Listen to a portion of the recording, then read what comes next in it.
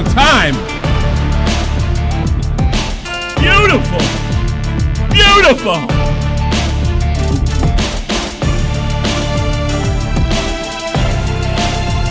Hey, what's up, everybody? Welcome to Glory Hunters Podcast Live. I'm here with Glory Hunter Nick, and we're going over the weekend football into this weekend. It's a very big weekend. There's still champions to crown. There's still stuff going on. There's relegation playoffs, and we're going to be touching on the German League and the FA Cup and the Scottish League and maybe a little MLS and anything else that we haven't thought of. My team's got a big game in a few hours, and there you go, popping it for them. This guy's already got his promotion. I know what that feels like. But we'll get into all that later on our local stuff. But first, last but not least, Xavi Alonso. There he is. Ooh. All right. I guess I got some questions for you on this. Didn't we hear he was staying just a couple weeks ago?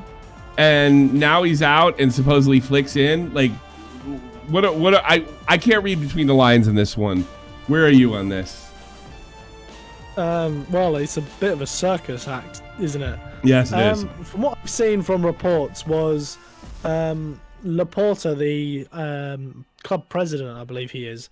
He was never a big fan of Xavi as the coach, and he was kind of the force behind wanting him to go in the first place, which is why he was leaving.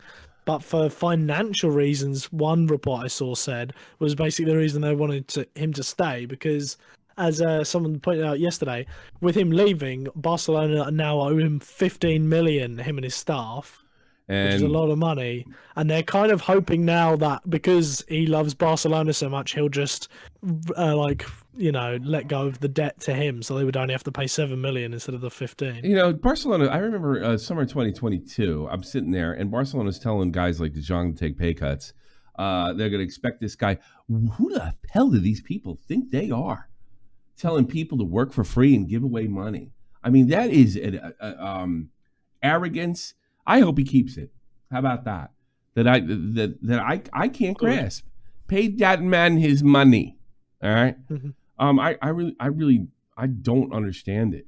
Look, you want to fire the guy, but fulfill your contract and don't give me this horseshit for the glory of Barcelona. The glory of Barcelona was destroyed by your last president. And yeah. I don't see why Xavi Alonso or De Jong or any other player on that team should have to pay for it. We were just talking about another podcast recently. We're talking about the Polish prince there.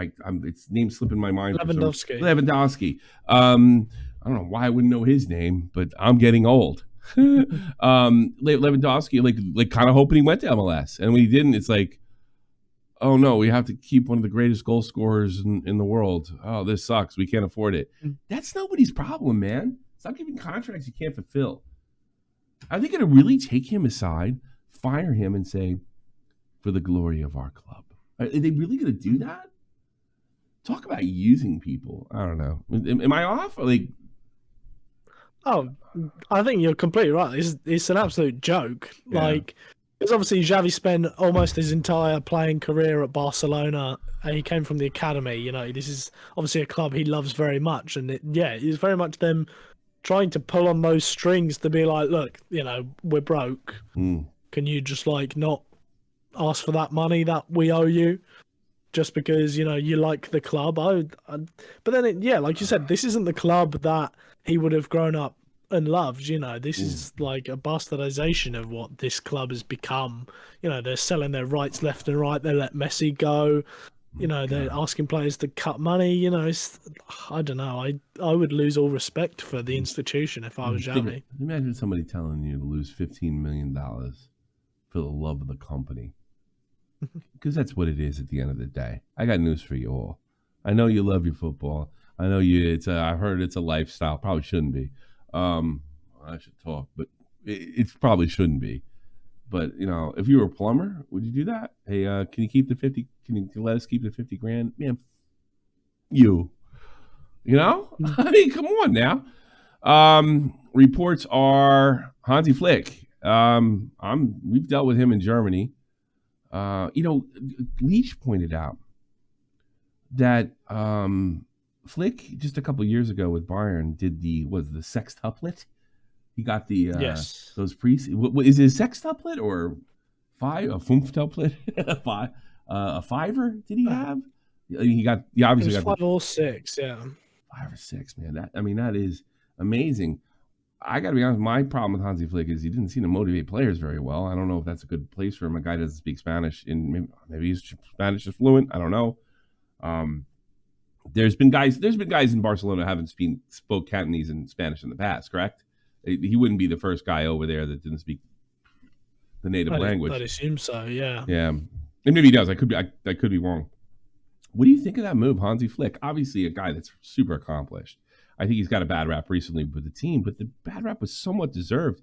He couldn't motivate some of the most talented players in the world, and that's what you have in Barcelona. What kind of job he's going to do there? Yeah, I think it's an interesting move because, as you pointed out, he won so much in that. It was only really like a season and a half, 2 seasons that he spent at Bayern Munich in the end. He was Jogi Löw's assistant before that, I believe. True.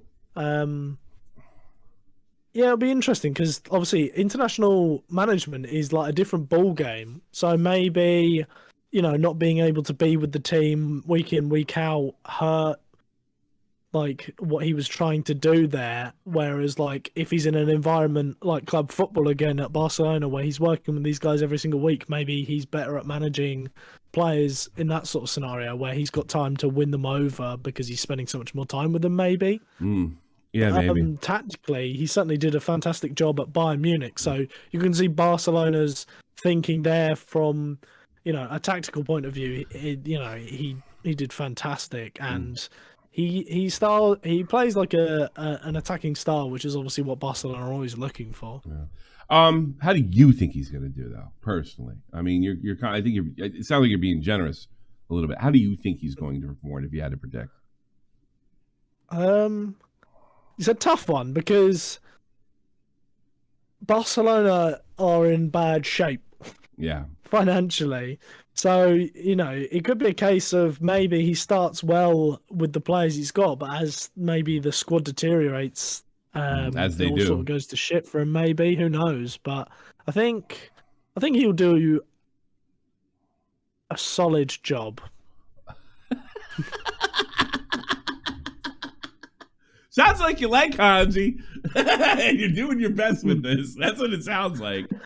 I wasn't terribly impressed with him, but being an international is a really difficult job. It is weird too. Like I said, he couldn't motivate him. How could you not be motivated with the money they make? And that he couldn't motivate. A lot of that is on the players. I mean, I don't know. Obviously, tactically, he sounds. Look what all he's won. I don't know. I think the problem with the German team, I'm sorry, stems from Pep, but not in the way that everybody thinks. In the way that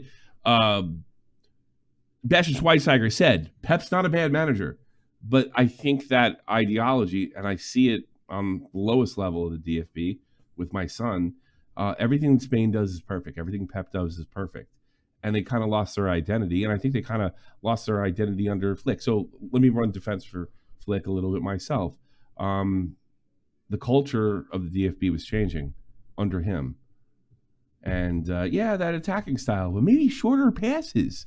Like maybe that influence screwed him up. I think if you take that coaching job, you got to go all in. And no, I'm doing it my way. You can can me if you don't like it. And maybe that's what happened. Faz, my man. Fazio. Hansi Flick becomes the new Barcelona head coach, confirmed. And here we go. The agreement has been completed, worked, and now approved by agent Penny Xavi. I don't know. And a 2-year deal. Xavi, I think it is. Xavi? I don't know. Contract at 2026. The Jewish guy? What? Yeah, Pini Zahavi, I believe. Is There's an Israeli footballer called Aaron Zahavi, like same surname, so I assume. Oh, okay. All right, fair enough. Contract in 2026. Understand Flick will bring 2 German assistants as part of his staff. That's weird. You speak Catalonian? I got no beef against Flick. I think he was properly fired. I don't look at was ist das, mein Frau? It's a big old hamburger. Oh, no. I don't Parmesan. Hang on a second. Maybe it's like very American. But it was German made, literally by German hands. You know. I got no problem with them, but I do kind of wonder if we'll have similar problems. But it is yet to be seen. Let's go to our next story, which I didn't obviously click on. Eric Ten Hag rules key man United star, obviously old slab face or slab head or whatever they call him. Maguire missing the FA Cup final. Normally, like last year, this time would be kind of a joke. Am I crazy for saying they're really going to miss him? Because he's been a much bigger part of this team this year. And I think he's played well. I honestly think that Harry takes more shit than he deserves. He's more, the internet meme is kind of taken over. Am I wrong? Yeah, I've always been a believer in Harry Maguire as a player. I think he's good. He's good on the ball. He's an absolute unit in the air, and he's a solid defender. He's just slow. And so can get caught out in high lines. But yeah, I think he's a good player, and they will miss him in this final, especially because I think they've got another lot of centre-back injuries as well. So it's not just the case of he's been playing better this season. It's also the case of, I think, Varane's out injured. I know Lindelof's been injured.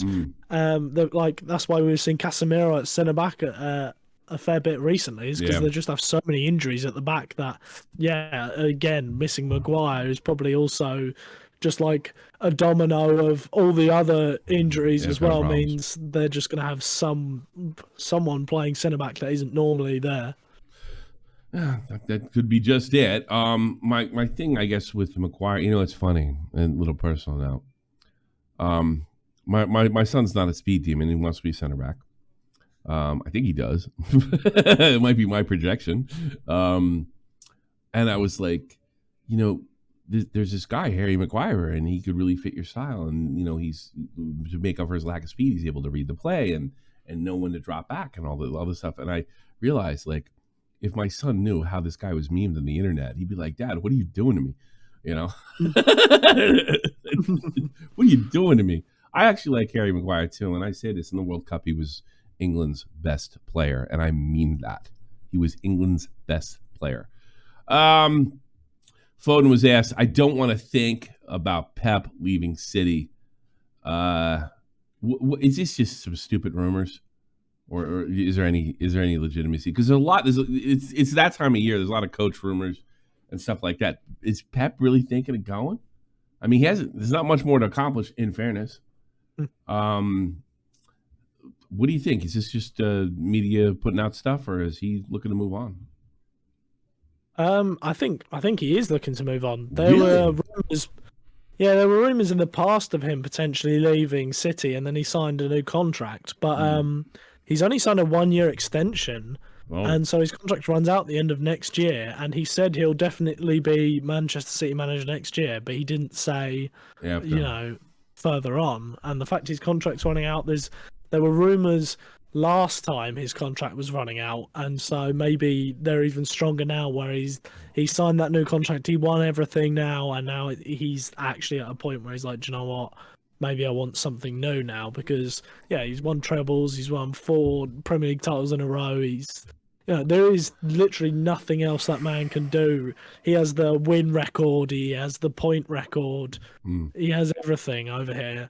Makes sense to maybe go into an international role, which he's never done before, or he's not managed in Italy or France or something like that instead. But I think there is a legitimate possibility that Pep Guardiola at the end of next season decides to leave, especially with now his main rival Klopp's gone. Who's going to battle it out with? Maybe I don't know. Klopp can go to Mainz and he can go to Bochum and see how. No, I don't see that happening. Turkish football season from hell, points deeper than to the societal malaise. I don't know. We talked about. I mean, this is indicative of obviously we're seeing the Fenerbahce players being attacked by some of the ultras, and that guy got his ass whipped. I mean, he really got his ass whipped. I mean, one of the things that Bill Burr made a joke about soccer players that the guys are more tougher in the stands than on the field, which is not the case in American sports. Like, you try to jump on the ice, try to go to a WWE wrestling ring, try to go on a baseball field, see what happens. But, you always got the sense that, football players a little softer. Not Fenerbahce. They whip your ass. They whip you. In fact, the only reason they kind of got torn off is because all the ultras jumped on the field at once. The rumors, I guess, I'm not really going over the article on this, but the rumors about Fenerbahce like forming a league with Belgium or maybe a separate league to get them out of there. Is there any kind of reality to this, or are they? And we did a game this year. We did a watch along this year where they walked off the field. Is Turkish football in trouble, or are we just in a bumpy ride, or maybe there's economic problems post COVID over there, and that's why you're seeing a lot of wacky stuff. Even in Germany, which is pretty healthy, I wouldn't say healthy economy, but it's a lot healthier than the rest of Europe. We've seen a little more hooliganism, a little more and more. 2000s, not too bad. 2010s, kind of a different story. Where are you on this? Well, just to touch quickly on the hooligan thing, I think that's more of a widespread thing over Europe as a whole. Like, I know the Netherlands have a really bad problem at the moment with hooligans. But it seems like it's increased going on over there. I'll be here 20 years next summer. It seems worse now. It's like when I moved here in 2005. It's like, oh, that's the 80s. We don't have a problem anymore. But you see it more in Frankfurt, right over here. The Frankfurt hooligans are pretty rough too. Is this a hooligan thing? Is this a Turkish economy thing? Should Turkey or should Fenerbahce think about leaving the Turkish Superliga? I don't know whether it's economic or hooligan or whatever, and I don't know enough about it in Turkey. But what I can confidently say is there is no chance in hell that Fenerbahce are leaving the Turkish league. Even if they wanted to, right? Because a lot of their complaints, they're trying to make it out as if like the Turkish league has an agenda against the club and always has, and now this is like the straw that broke the camel's back for them. It's not just like this isolated incident. They're trying to argue that all throughout the history of the competition, there's been something against Fenerbahce, which who knows, right? But come on, like, you can't play like Belgium. You really think these Fenerbahce fans are traveling to Belgium every single week to go and watch their team play? Sure. It's not viable. There's no like economic way that Fenerbahce can just leave. You lose your Derby money too. I mean, you're giving away your Derby money, and you're going into a new system. You know if it's going to work. And the Belgians aren't going to all fly over and buy tickets to go watch Fenerbahce play against their team. Yeah, ask some Leeds fans how that worked out for them. I mean, it's not the safest place in Europe, let me tell you. Pichetto leaving Chelsea. How do you feel, Chelsea fan? Thank the Lord, I say. What? Lots of people are really shocked by this. Lots of people are saying it's a bad move by Chelsea, but I'm in the camp of I don't think Pochettino was the manager for Chelsea, to be quite honest. I was very open to him when he first joined. Yeah. But Tuchel, one of the best coaches in the world, of course. But that's not going to happen. Like, obviously, they had the arguments with Bowley, that's why he left in the first place. But I think the issue with Pochettino, because the talk is that he left because he wanted more control over the transfers, which is what the owners were refusing to do, because they seem to have an idea. I think it was a similar thing with Tuchel as well, where basically they've hired football guys like sporting directors, scouts, all of these guys to basically they handle the transfers. They decide who's going, who's coming, and they just want to coach who's going to come in, work with the squad that they build for them. And Pochettino apparently didn't want that. He wanted control over who stays, who goes. He was like arguing with the ownership over Conor Gallagher, who the ownership said they're open to selling Gallagher if a good offer comes in, whereas Pochettino was adamant he wants to keep him. Why would you want to And I develop think- him? That makes perfect sense to me. I mean, why would you want to sell Gallagher, really? Well, the issue is Gallagher does not suit the way Chelsea are trying to play, and Pochettino doesn't really suit that either. That's one of the big reasons why I think he needs to go. Is the players that the ownership have been buying have all been like possession-based players. Enzo and centre backs like Buddy Chile and Cole Will and Caicedo. These are all guys who like to. They're built for a possession style of football. Pochettino plays a more transition-based, like individual sort of play, which Gallagher suits perfectly because he's someone who runs around really well. But when you give Gallagher the ball and expect him to keep it like safe under possession, that's not his strength at all. And so it makes sense to sell Gallagher because. Aren't you afraid you got another Mo Salah in your hand though? With Gallagher? I don't. No. No, I think Gallagher is one of these. He's so. Not that. No, let me rephrase that. People. I'm not saying he's Mo Salah. I'm saying, is this another great player that you're going to sell? Another legend that's going to walk away? You're not worried about it. All right. I just don't think he's. Remember, this is recorded for all of time. And we will see in 5-10 years when Conor Gallagher is still just a middle of the road player. Because I said the exact same thing about Mason Mount, and there was so many arguments about Mason Mount, and I was adamant that Mason Mount was not fucking good enough on the ball. He's not good enough in possession. He is just Conor Gallagher all over again. He's a very hard-working, good pressing player that would suit a team like West Ham, who don't want the ball. They like to hit you quick on the counter, steal it off you, run at you. But if you're a side that wants to keep the ball and pass it around, Mason Mount isn't good enough. Conor Gallagher isn't good enough. You give him the ball and he doesn't know what to do with it. His decision making when he passes it is poor.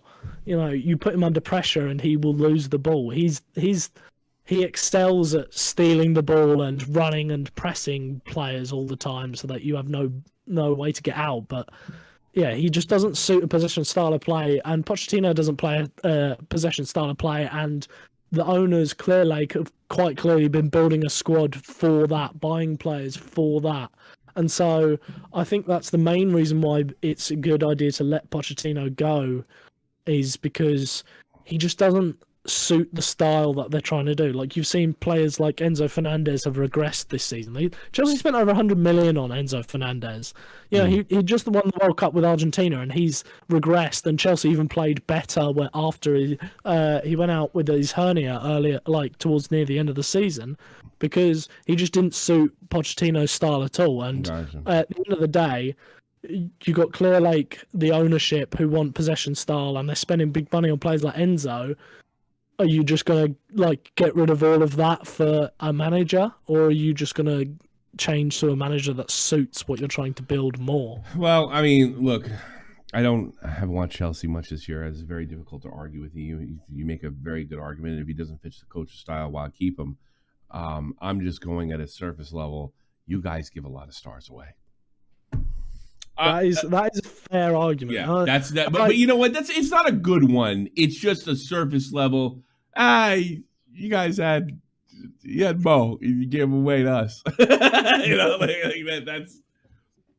how I'm saying. But I don't know. I can't judge. He have done that a lot. Mm-hmm.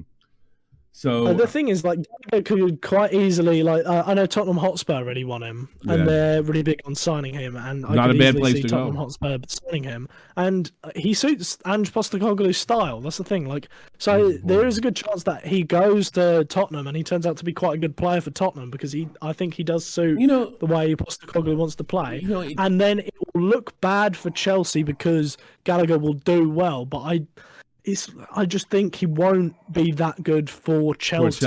And what they're trying to do. I'm gonna blind sort of agree with you, and here's why. Some coaches don't fit. I mean, let's take Ibrahimovic, Zlatan, did not work with Pep.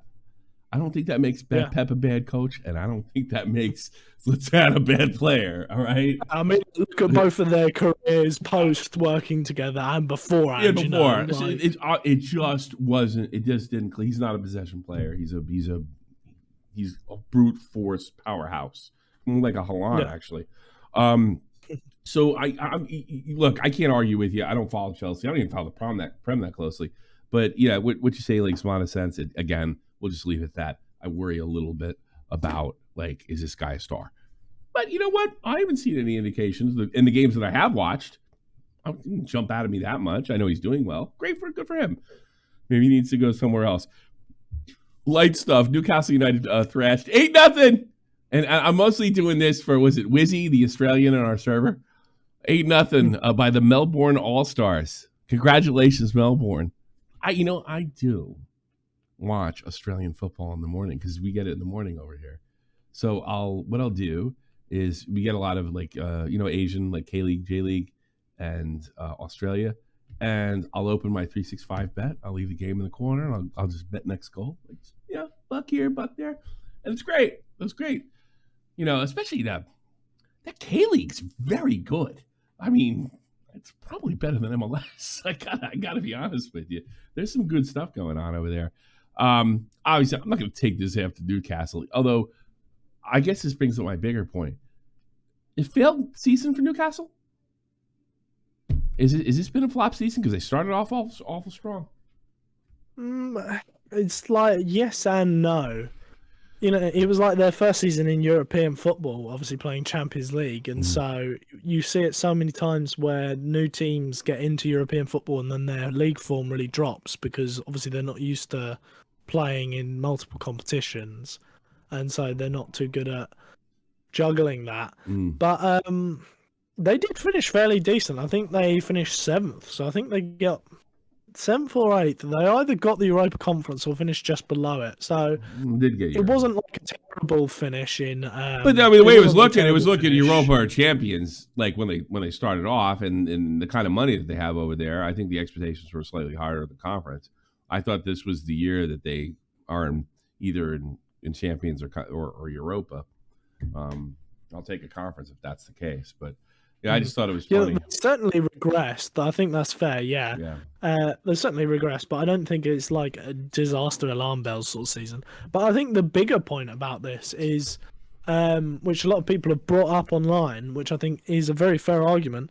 They scrapped the FA Cup replays because they're saying that teams are playing too much games. Jurgen Klopp's always bitching about teams playing too many games. Right, but go ahead. Season just ended. This is Newcastle's second game in Australia. They played Tottenham Hotspur yesterday or the day before. Yeah. Why the fuck are Newcastle playing 2 games in Australia the week of the season ended on Sunday? Yeah, but it was probably like a B team too. How many top starters? They scrapped but they scrapped the FA Cup replays, which hurts the smaller teams in England because they don't get the ticket sales of a second game if they draw. Yeah. They've scrapped that because they're saying there's too many games, and then these teams are going to play friendly games on the other side of the world the week after the league season ended. Look what they did in the States. The oldest soccer competition in the States, the U.S. Open Cup. They basically, MLS killed it. You know why? They said they wanted to play less game. Oh, guess what they're replacing those less games with? More games with European clubs because that draws big ticket money. So it's all a lie. I mean, this idea that they're trying to save, whenever you hear it from me, it's sincere. I don't want to run these guys in the ground. I don't want their legs to fall off. It's a 32. All right.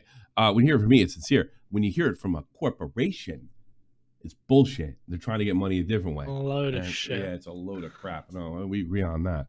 But congratulations to Melbourne. I'm sure it felt good. And it's like, I don't know, we got Johnny Soccer over here from the Socceroos. There are, like, I have a certain amount of patronage to, like, Australia's not a soccer country. They're a soccer country kind of like we are. It's kind of so the guys that play, it's not their first sport. It's kind of like us. So I can always kind of pull for Australia. Let's go to the next story. Lothar Matthäus. I don't know if you know this. I know you're half German, but I have a little more insight. I've been here for a long time. Predicted Bayern Munich's downfall back in 2022. Now, here's the thing about this. And I don't think it's fair, right? Because it really started in an incident when he went to the Metro Stars. He tried to speak English, and it wasn't very good, all right? But for you and me, who are English, it was a guy that did pretty, from an English perspective, it's a guy that's just starting to speak English, did a pretty good job. Lothar Matthäus is known as a dope inside and with a lot of hot takes. A lot of hot takes in Germany. I never, ever, ever thought that was fair. There's this meme, and it goes back, like, I think prior to the internet. Well, not prior to the internet, but I think he played for the Metro Stars New York in 1999. And he is just considered kind of an idiot. It's totally not fair. And he's just like the dumb jock they kind of like to pick on a little bit. But, you know, he did call this back then. And I got to be honest with you, I just built the guy up. Now I'm going to tear him down. I don't really think the circus atmosphere around Bayern, I don't think it was that difficult to call. Am I nuts here? Is Lothar Matthäus nuts? I mean, every year, less and less points. And now he's saying they're going to be champion every 3 years or maybe win 3 out of the next 5 or 6. I think that's the way it looks to me. Yeah, I mean, obviously he's right, but I agree with, like, if you really looked at Bayern Munich and what was going on there, this isn't like some outrageous take that he would have had. Yeah, like looking at it, you know, ever since Pep Guardiola left, he was publicly criticized in the German media for saying just that. He was slammed. Yeah, and the thing is, like Pep Guardiola left in 2016. They haven't had a consistent coach ever since Guardiola left. You know, they brought in Ancelotti, sacked him after a season and a half. Yeah. Kovac came in, he was sacked early. Obviously, you had the Nagelsmann shit after what Lothar Matthäus said, but I forget who was before. Oh yeah, Flick came in. Even Flick didn't even last that long. He won. Actually, that was before too. That was 2020. It was 2022. It was exactly. He got sacked in 2023, so he got it too. You know. Yeah, so that's the thing, is like when you really look down at a lot of their signings, like I was looking just earlier today at their top 10 most expensive signings in Bayern history, you got players like Tolisso flopped, Upamecano's not been great, Lucas Hernandez cost 80 million and he went to PSG for not a lot of money in the summer and he never really performed like to a high level. They signed Kim Min-jae this summer for 50 million and he's been on the bench half the season. They bought Dyer in January, he plays over him. You know, I think it was like at least half of the signings on the top 10 were all since like 2016 and half of them were all flops, like hadn't worked out. And so when you look at like their transfers and you look at the turnover rate of the coaches, even back in 2022, that's like, it's not that outrageous of a take. No. So, you know, the media certainly look silly for like trying to clown on him. Yeah. And then it's turned out he was right. Which, by the way, is a popular pastime over here. I think the Germans would argue it, the clown on it would argue he's wrong more often than he's right. But I gotta be honest with you, I don't think this is really a hot take to begin with. I'm in your camp completely. Yeah. Oh, you know, I didn't punish before we go on. Me and you just didn't get to talk about the final. We didn't get to talk about the Europa League final. I cut my video on it. You can check it out. It's a great video. I'll give you my real feelings. I was performing a little bit for that video. I'm devastated. I really wanted to see it. I wanted to see Leverkusen finish with the, undefeated all competitions treble or mini treble or Europa League treble. I think we'll call it that. How did you feel, and why do you think they lost? I didn't want them to do it. You're an asshole. If you wanted Kaiserslautern to beat, I get that. For. Why would you want to see something that incredible? I don't understand that. Because that means now there's a chance that it can still happen, and it can happen for my club. So you're a selfish prick. Okay, all right. I don't give a shit about Leverkusen. I don't give a shit about Leverkusen either. I just it was an amazing thing, and I missed out. I didn't get to see it. I want to see. And the thing is, right now, because they haven't done it, in the future, when someone gets close to doing it, think of the excitement when they almost do it. And then the excitement when someone else almost does it after they fail. It's still there, you know. But if Leverkusen do it, It's not going to be as exciting If next time someone Leverkusen gets would have close, done it, because Leverkusen already did it. if Leverkusen would have done it, they would have said, "Oh yeah, but it's not Champions League treble." I guarantee Oh, that yeah, would have 100%. been.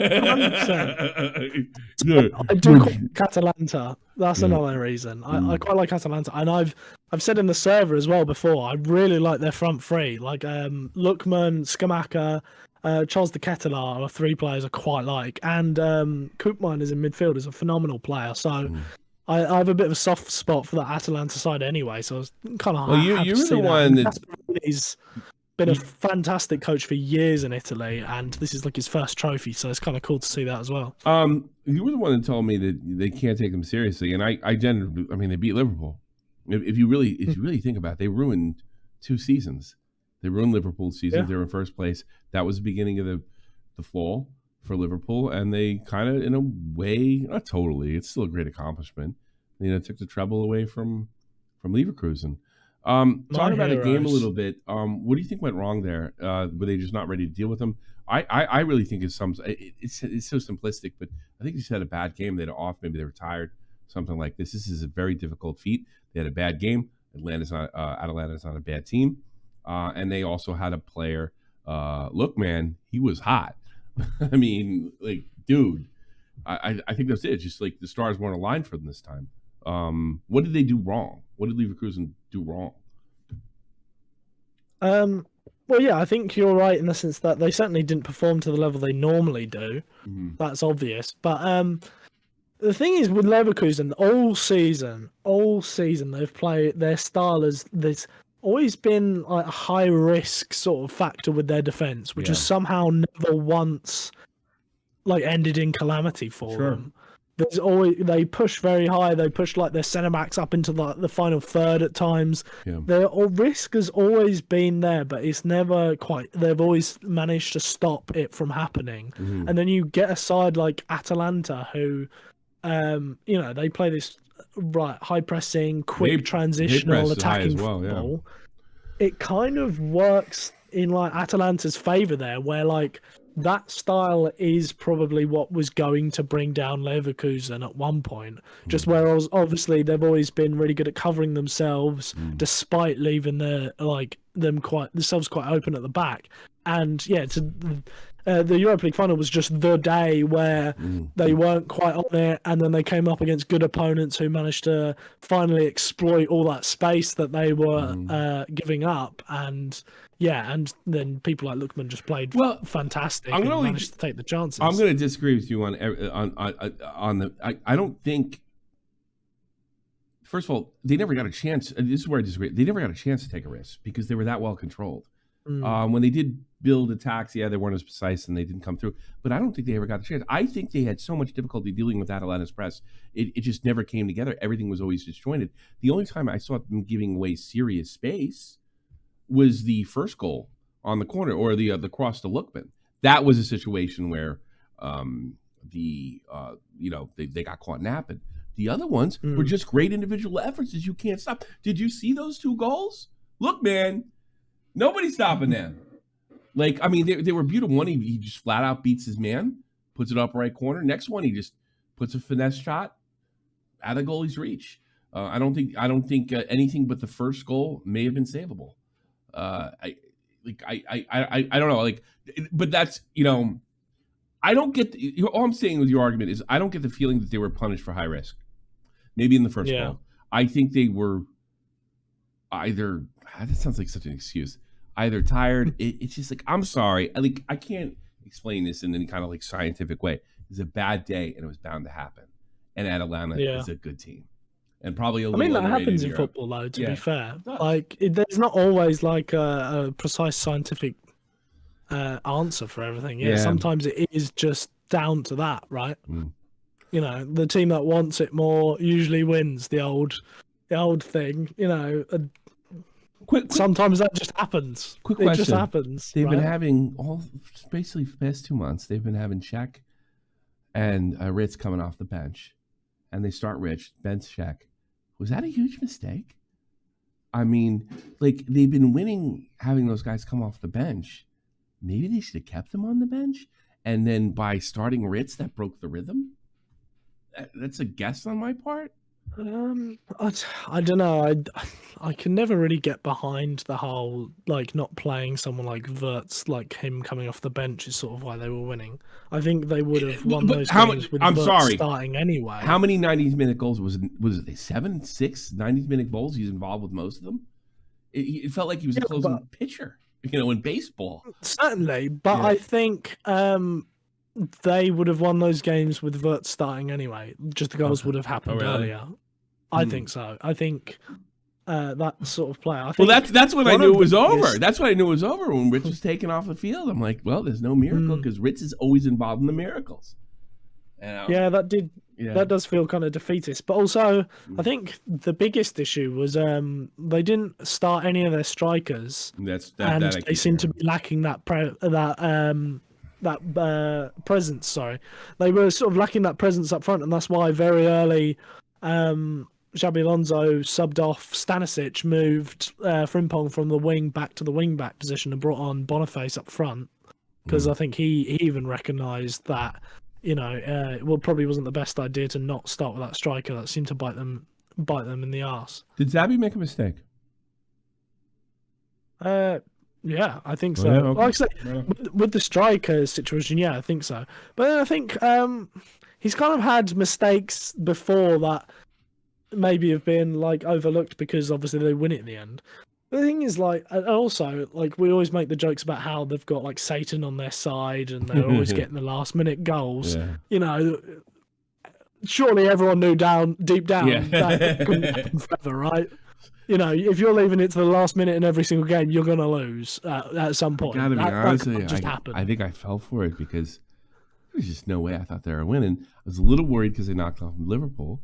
I was a little worried because you said they were good, right? But I was just like, you can't deal with this powerhouse, man. There's nothing stopping this train, and it got stopped. All right, It definitely got stopped. Yeah, I thought Leverkusen would win it. Like, you really did feel unstoppable. Like. They're frightening. Yeah. Atalanta was not frightened. Here's Andrich, I guess, former Vehen Wiesbadener. Played for us for 2 years. Is that him? Wait a minute. Am I wrong? Yeah, that's Andrich. Yeah, that's Andrich. Yeah, that's Andrich. We're getting his WWE belt. That was pretty cool, though. What do you think of that belt? I think it's pretty cool. I don't know. I like it. I mean, it's cool. You don't like wrestling. Sure you don't like wrestling, though, do you? I don't mind it. Yeah, I don't really follow it. You don't follow it? Yeah. Well, I think that's awesome. But why did they get it? Because they're champs. Bundesliga champs. Not WWE. Well, I don't know. If I was a wrestler, I'd be insulted that he's got that belt. Well, he hasn't wrestled in. Well, it'd be funny if Stone Cold Steve Austin came behind Andrews, gave him the Stone Cold Summer, and held up the fucking belt, and I was like, "I'll see you at WrestleMania." Yeah. Can you imagine the Undertaker left in the Champions League after winning a wrestling match? I'd be like, "What the fuck?" It's not the belt; it's a specially made belt. It's like an honorary belt from WWE. It's obvious the Arabs have taken over the WWE if they're sending belts, because I don't think Vince McMahon would have done that since Vince is out. The rumors on Mourinho. Well, let's just talk about it. This is not. I believed you last time. Like, yeah, this Mourinho thing is like a goof. It keeps popping up. Why does it keep popping? Actually, that's the question, because we already talked about why does Mourinho keep popping up for Chelsea? Because he's managed Chelsea twice, and he's the greatest manager in Chelsea history, and he needs a job because he's jobless. And you don't want him. I don't think he's up to it anymore, and I think there is zero truth behind that rumor anyway. Okay. All the rumors and all of the managers linked so far have all said Chelsea want a young coach because they want their own Xabi Alonso-esque project going on with a young squad, with a young coach. Mourinho is completely different to every single other name linked so far. Not a chance. That's real. How much you want to bet that the Chelsea's like most companies? Like, they see Xavi Alonso. We want Xavi Alonso, but they won't do anything close to what brought Xavi Alonso to becoming Xavi Alonso. And they want we want that. Let's take. And not. That's 100% what they're doing. Because you look at their approach with the squad, they've basically copied Brighton's model when it comes to building a team. Yeah. They've even bought like a bunch of Brighton players. They bought Brighton's staff. They got Graham Potter in from Brighton. You know, Well, no, it's corporate. Let's go back to yeah. 1996. Pokemon cards come out, and other companies like, we need Pokemon cards. Let's make our own. You know, and that's probably what Chelsea's doing. Oh, we need Xavi Alonso, and not even try to understand why Xavi Alonso worked. I mean, how about this? Get Rudy Fowler on the phone. Hey, what's going on? What are you guys doing? And talk to him. No, they're just like, we want Alonso. Whatever. But we can't get Alonso, so we'll just get another young, promising coach and hope he is just like Alonso. Burn him out. Yeah, that's so stupid. I'm not even looking into whether the guy's good or not. And I'm not, let me tell you something. You think I'm just jumping on Chelsea? I think that's just the whole corporate world in the West. Oh, yeah, 100%. Former Man City star, Vince Kompany. What is he going to? Has informed Burnley, he has an agreement with Bayern. So this is our new Bayern coach. God, pretty much confirmed, yeah. Still looks young enough to play. Great player. I remember fantastic player. He was a great player. What do you think of this move? It's very interesting. Yeah. I mean, he did phenomenal in the championship. Over 100 points with Burnley in the championship. Like that's a really good achievement. In like his second year, I believe, of coaching, he did a fairly decent job at Anderlecht working with the young players in Belgium. Before that, he plays like a style which is like very positive, like attacking sort of style, which like a lot of people point out, it kind of bit Burnley in the arse there, where they were sort of shipping a lot of goals this season, where obviously the player quality isn't as good in the Premier League. So there is kind of the idea that company style, even though they got relegated with Burnley this season, it's sort of a style that would work well with better players. Like it was the player quality wasn't quite there to play it as well in the Premier League. Whereas you saw in the Championship, he absolutely tore the place apart, where he had one of the best squads in the league. He destroyed the Championship. So maybe you put him at a Bayern Munich, where he has one of the best squads in the Bundesliga. His style of play and his ideas interesting way of can looking excel. At it. Is that the way they're looking at it, you think? Or, I mean, from the corporate types? I think so. Because he was, before Pochettino got the Chelsea job, apparently Kompany was one of the main names that Chelsea were interested in bringing in. So clearly, bigger clubs have seen him, what he's been doing at Burnley, and sort of have that idea of maybe he's destined to do well at a bigger club. But this does very much scream of Bayern are really running out of options here, so they're just taking a punt on a young. How much want to bet it works? Because it's actually like, well, I mean, they'll either work because it's a punt, or we're trying to hit gold, or it'll work because they're not doing the same old tired thing, like we were just talking about Chelsea's doing. Maybe it'll work by accident. Maybe they'll back into it. I got some quicker stuff, not really stuff. Giroud, 37, retire on his way to MLS. He will play in the 2024 Euros. Big congratulations to Olivier Giroud, and you always go up a mark if you play in MLS, and appreciate it. Any comment on that? Not really, just like, I know he retires as like France's top scorer of all time, I believe. So, yes, it will be quite cool to see what he does at the Euros, like his final tournament. He's had a fantastic career, so yeah. Wayne Rooney held talks with Plymouth Argyle about becoming the new manager. He's in serious contention for the job. You wrote in the chat that he's holding out because he's trying to get the United job. We were joking, right? Oh yeah, obviously. Okay, I was just saying maybe you knew something I didn't. Like, I didn't think he was. No. I didn't think he was that out to lunch. To be honest with you, he's not been successful at DC United. He wasn't successful in Birmingham. I think going down a couple leagues, and eat some of your money and bet might be the move. I just don't think their ego's can handle it. Maybe, but I think, I just don't understand what the hell Plymouth are doing. How the hell are you Plymouth? You've just stayed in the Championship, like late in the season. You just stayed up, and you're looking for a new coach, and you keep in the league next season. Ticket sales? We'll get the guy that just took Birmingham from like 6th in the league down at the end of the season. That is the man we need. Do they do ticket sales or something? Is because Wayne Rooney's an attraction. I am not anti. I'm not a United guy. All right, but like I'm not anti Wayne Rooney. I always like Wayne. I always like him a lot. I think he's a good guy, humble guy, right? But I get the feeling the decisions he's making for his career are not the best. You know, they asked Latan when he retired, "Are you gonna go into management?" And he says, "I don't know, because great players don't necessarily make great managers. I've seen it myself." You know, and I think Zlatan noticed, like I did, average players, grinders, make better managers. I think it's in all sports too. I don't know. I really root for Wayne, but it doesn't make a lot of sense. I think that name still hangs heavy. He's not even 40 years old yet. That name still hangs heavy in Europe. It's a big name, and I think that's just too tempting. But I think he's making the right decisions for his career because he's taking the biggest jobs that come along. I'll tell you why that's the best for his career, because Wayne Rooney notoriously is a fucking idiot. So that man will never make a good coach. So he I was just gonna argue with you. He just accepts, like, I'm not cut out for coaching. Because like, who the hell thought Wayne Rooney would make a good coach? He was like a fantastic player, but like dumb as a brick. You know, I see that he's not going to be a good manager. Come on. All right. I hope you're wrong. Todd, I'm considering a move for Ivan Toney this summer. Your opinion?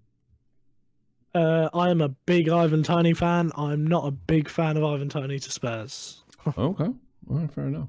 I don't think he suits Ange Postecoglou. Man United held talks with representatives of Ipswich for manager Kieran McKenna. What do you think of that?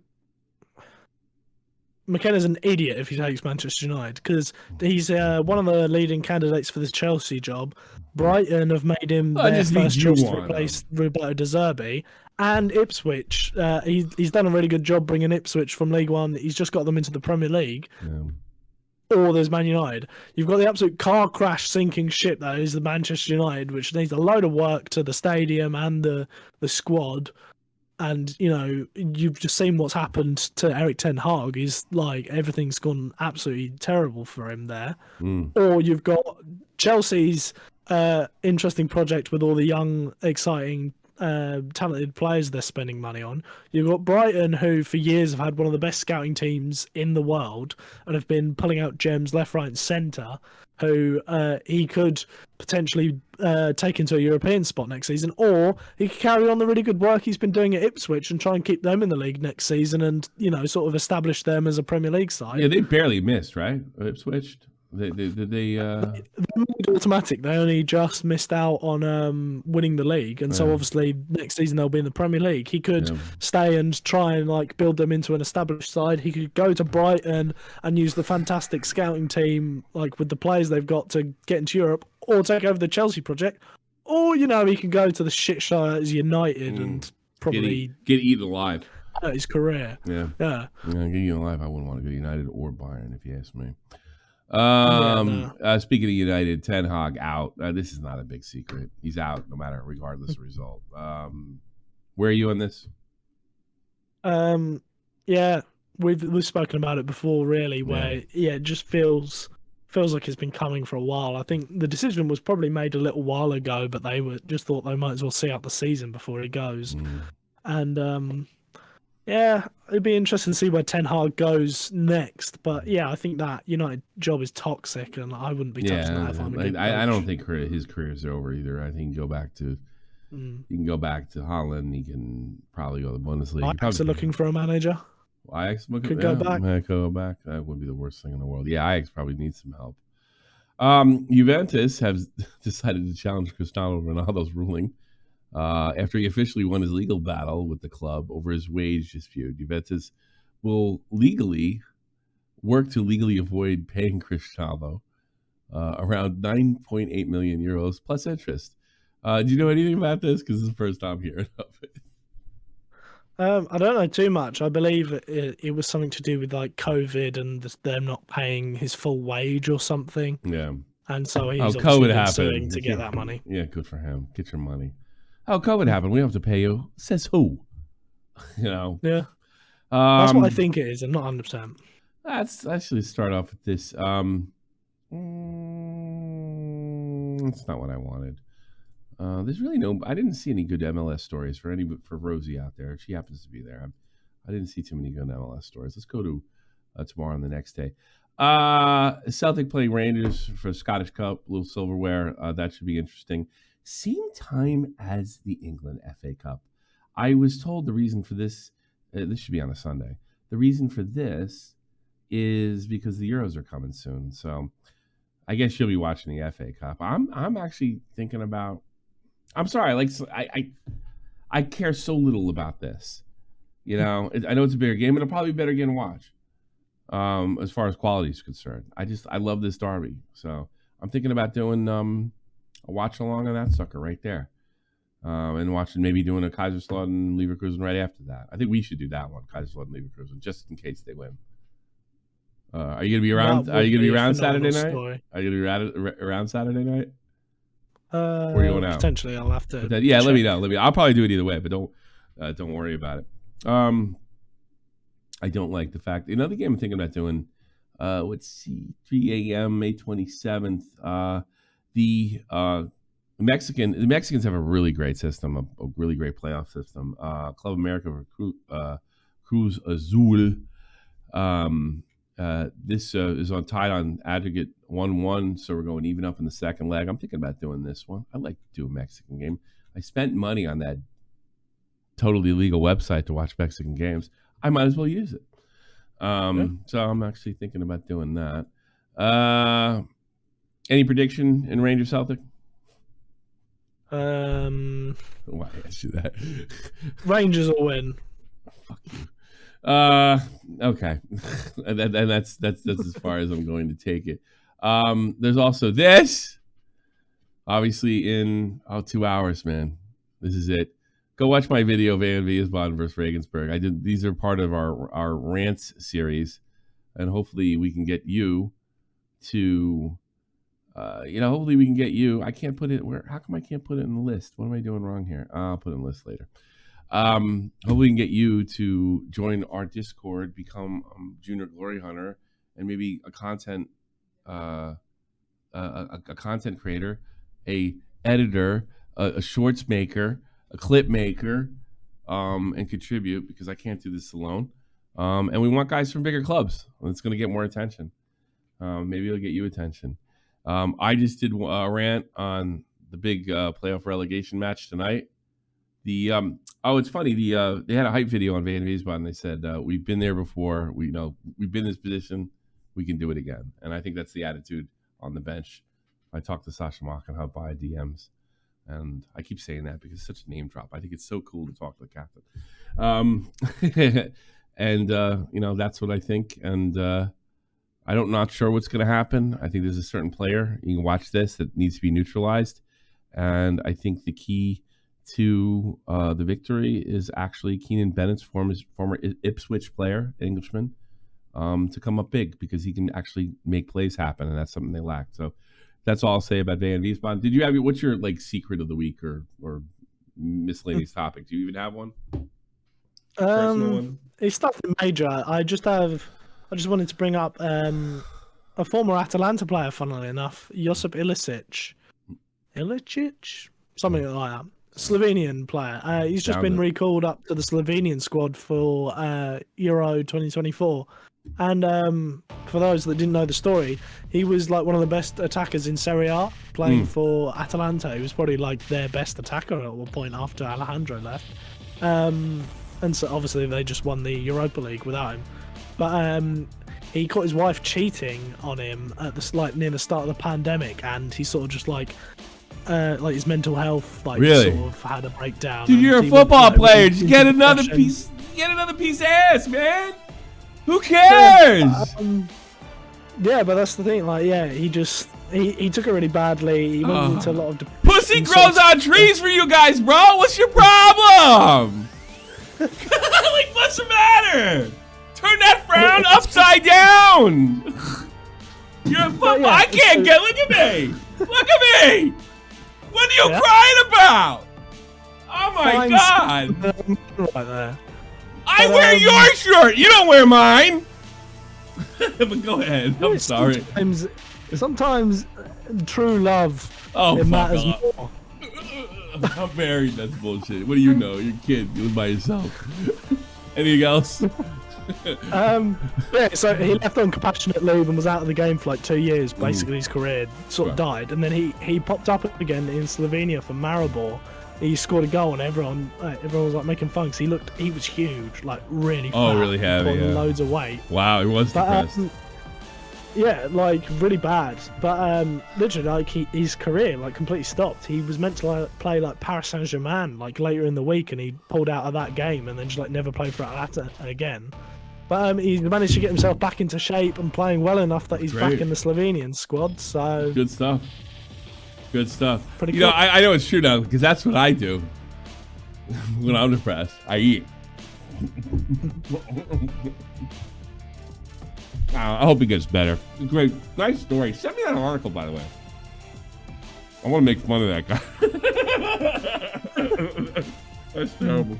Hey, we're gonna do these live once in a while. Glory Hunter podcast. I hope you really enjoyed it. I had a good time, and enjoy the games this weekend. Check us out for watch-alongs. I'll probably make another Beesbond video. If I time, I'll do Red Bulls. And we're looking for you. This is a community project. We want you. Join the Discord, hang out, and turn off your mic. Turn on your mic. We're not going to get to know you and trust you and make you be a part of us. You talk to us, for Christ's sakes. Have a good one, everybody.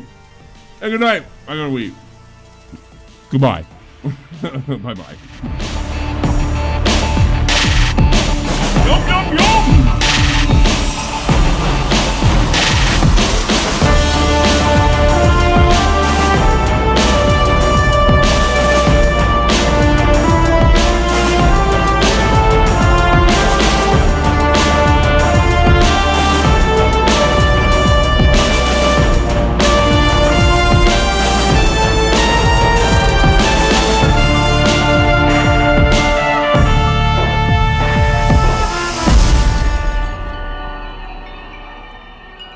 You're a football player. Just get another girl, you pussy.